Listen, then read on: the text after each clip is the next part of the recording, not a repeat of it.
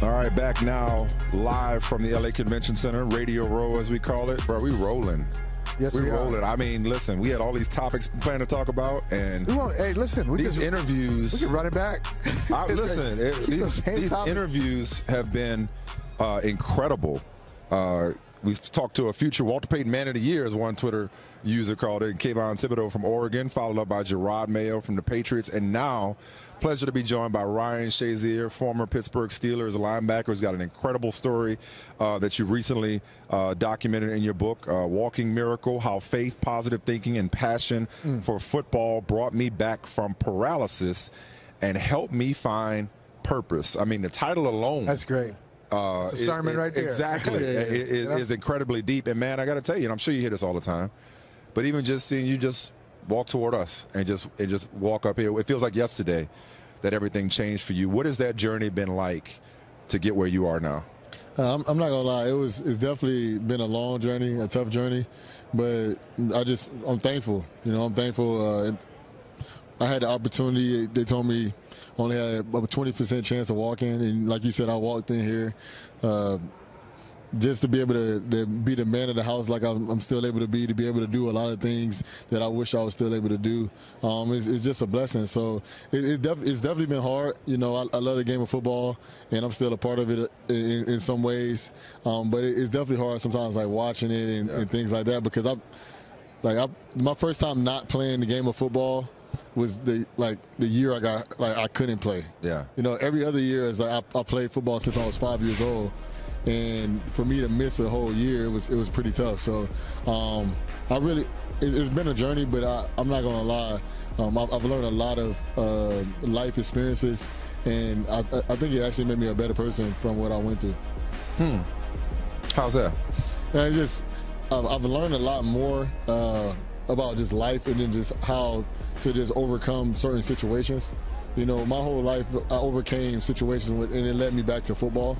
So it kind of taught me how to live a life without the game of football. Yeah. And just more about business, more about life, more about just finances, and it just taught me how to live a little bit more responsible than I think I was before. Almost like a whole person. But what I wanted to ask you was, we talk about counting your blessings. Yes.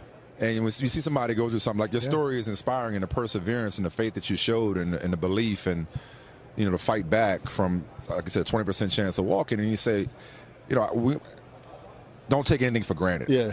Like when I walk around, I'm not thanking God that I can take steps. Yeah. You know what I mean? It's just natural, Right. But I guess, can you take us back to that moment where you couldn't not just play and be a world-class athlete and run as fast as anybody, and play the game that you love, but where you literally could not take steps? Could you put into words what that? Well, you did. You probably put in your book. What was that like? Yeah. And so when you people always say, "Don't take nothing for granted. Don't take nothing for granted." And you're just like, "Man, I'm tired of hearing that." You know what I'm saying? But it's really true. Like I used to taking going through the bathroom. I used to take that for granted. Like taking steps, I used to take that for granted. And it's like, man, it's really a blessing to be able to do this stuff, because it's a lot of people that's not able to do it. I tell people what it feels like to not be able to walk is, imagine somebody has a weight that's pulling down your arm, and you're literally doing everything possible to pull your arm up, but you just can't. And it just feels like something just holding you back. When something's resisting you. And that's just kind of how it felt, not being able to walk. And you just have to be very persistent and very resilient, and just understanding hey, if I want to get here, I have to just mentally think about it every single day. I have to mentally push through it every single day.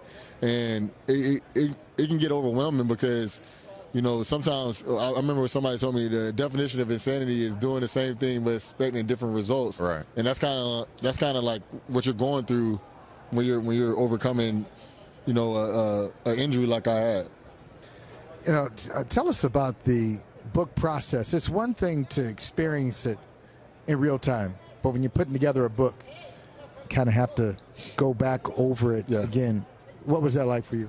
I thought it was a little bit therapeutic for me, because it also just allowed me to think about, hey, Ryan, you're writing this book, but you also see all the things that you went through in your life, and how those things allow you to make it to where you're at now, or make it to where you've been. and use that same type of motivation to make it to where you want to go. So I thought it was kind of therapeutic in that form, but it's a long process, and COVID didn't help because I had a author. His name is Larry Platt. He helped me out a lot when it came to writing. Well, I did the speaking and he did the typing. Yeah. You know, so it was pretty crazy because we had to actually go back and forth and just talk about stories. And I would tell him a story, then he was like, "Hey, I'm gonna need more information on that." And just to actually dive in and just tell him the every little detail, because, you know, if I wrote the book myself, it'll probably be 10 pages, you know, but him actually helping me break it down and understand, all right, this leads to that and that leads to this, and how to actually break down the story. It was a long process, but I think it was well worth it. How were the Steelers during that time? I was just remember seeing you around. You know, what was your relationship? How did your relationship with the Steelers change, or how did you view them after you went through what you went through? To me, I thought it was really, it's kind of hard for me to put it in words how the team treated me, because I feel like a lot of teams in my situation, they would have been like, oh, you know, Ryan's hurt, we got to move on and continue to do what we do. It's a business. And I knew that at the end of the day, the NFL is a business. But the Steelers, the one thing that I really enjoy is that they treat it like a family, like the way they handle business. Obviously, business is first. But if you give your all to that organization and you show that, hey, man, I'm here with you guys, and they see that, I feel like in tough situations like that, they're going to be there for you too. I would have rehab. Mr. Rooney was coming to my rehab sometime. Kevin Colbert would come to my rehab. Coach Tomlin would come to my rehab. Wow. You know, not every day, but they would come sometimes. And then I remember even before they drafted Devin, Kevin was like, "Hey, Ryan, you know, we're about to draft a linebacker. I just want to let you know." So like. Just let you know, so before we do it. Yeah. So if you let you know, like, basically, are you cool with that? Like, they're going to do it anyway, yeah, just to give me a heads up. And I thought that was really, like, important, because they knew that I was trying my best to get back to the game. But it was just, I didn't think I would be back the same player that I once was, you know. So I thought it was, to me, they didn't have to say that. You know, they didn't have to do that. But it really showed that they had a lot of respect in how much effort I put into them. And I think it was kind of the same way back. You're hosting one of the hosts of the Ringer NFL show, so you're one of us now. Yeah. So let's put on your analyst hat as your former team is about to go through a transition. And they don't do a lot of transitions in Pittsburgh, but they got one at quarterback with Ben Roethlisberger retiring. The aforementioned Kevin Colbert is stepping down, and they're interviewing candidates right now. How do the Steelers, especially seeing the Bengals here, and the Ravens, obviously, they have Lamar Jackson. And Cleveland's got a lot of talent, even though maybe not completely sold on Baker Mayfield, but they're a factor in that division. How do the Steelers reclaim that spot of superiority in the AFC North with major decisions to be made at GM and quarterback? So, to me, I think they just do it. They understand how to win. And I was talking about this earlier. The standard is the standard there. So that sounds familiar. Yeah. Somebody said that. I remember that. The standard is the standard. So they understand, hey, we're going to have to find a way to win. But I think Mr. Rooney, he's going to find somebody that still fits their culture, that still fits, like, hey, you know, we might make a trade here or there, but we build through the draft, you know. And, you know, with the quarterback situation, it's kind of tough because, you know, they can always get somebody like a Jimmy G who's a good quarterback, but you just never know.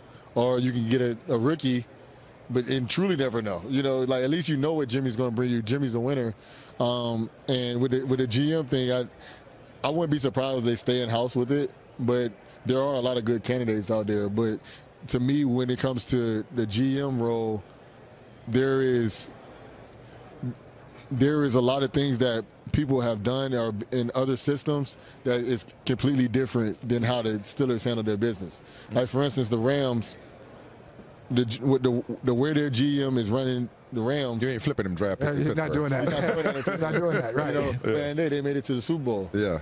But if they don't win, or they don't win in the next few years, now it's like, all right, where do we start? Mm-hmm. You know, but if they start winning Super Bowls, you know, everything's perfect.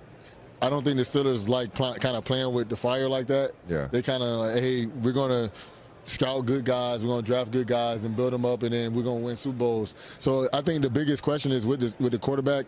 I feel if they don't trust the guy that falls to them, I don't think they're going to reach. And I think that they might hold it out until they can really find somebody that they trust. You know, Mike said you're going to put your analyst hat on. I thought he was going to ask you about the game. Yeah. I will.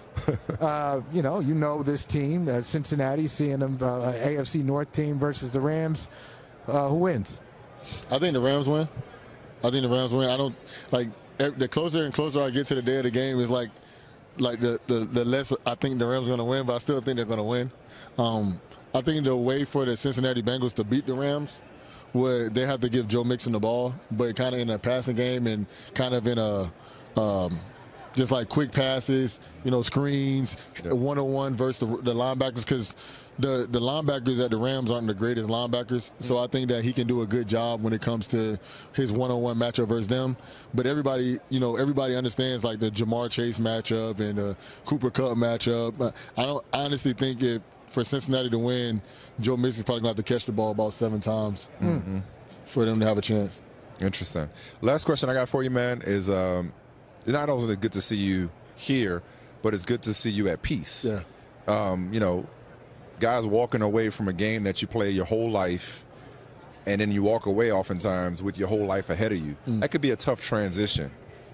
And especially if you walk away before you're ready or before you expect to because of injury. So what's really been the key for you coming, not just repairing yourself physically, but coming to a place of peace that chapter's closed, I'm on to the next chapter in my life? So that was actually pretty hard for me, like personally, at first. And the reason I would say that is I continue to move forward and continue to focus on where I wanted to be. But in the day, like my dad always told me, you can always he said you can always I'm trying to figure out the right word and how my dad said. He said you can always try to forget, but you'll always remember, or something like that. Like you'll always remember what happened to you, but you try to move past it, basically. Yeah. And it was always pretty hard for me, but I think actually living in Pittsburgh and finding people that's actually not in the game of football to become close to, and actually finding friends outside the game and just, kind of just telling them, hey, like where I wanted to be in life and some of the visions I had in life, and those people are like helping me achieve those things. That kind of really helped me find a peace and just find a way to continue to move forward and just see what my life can be if the game of football wasn't there, And I always thought, I could play about 10, 15 years, and then I would decide in the middle of playing, like, all right, in 15 years, I know, like, I already know what I have next. I already had it in my head, like I was working towards that. Yeah. But I wasn't ready at year 5, Yeah. I was gonna be ready at year 15. Yeah. So working through that and having the people around me and my family, they've really been helping me find that peace, and I've been feeling a lot better lately. It's great. It's an incredible story. Again, the book is Walking Miracle: How Faith, Positive Thinking, and Passion for Football Brought Me Back from Paralysis and Helped Me Find My Purpose. It's Ryan Shazier, man. God bless you, brother. We appreciate you coming through. Thank you. Thank you for having me. Good to see you. What a book cover. Yeah, man. And OH. Ayo. There it is. All right. Keep that in there. All right, go Bucks. Buckeye. Hey, thanks for watching Brother from Another on YouTube. Make sure you hit subscribe before you leave, and be sure to watch us 3 to 5 p.m. Eastern Time on Peacock. Appreciate you.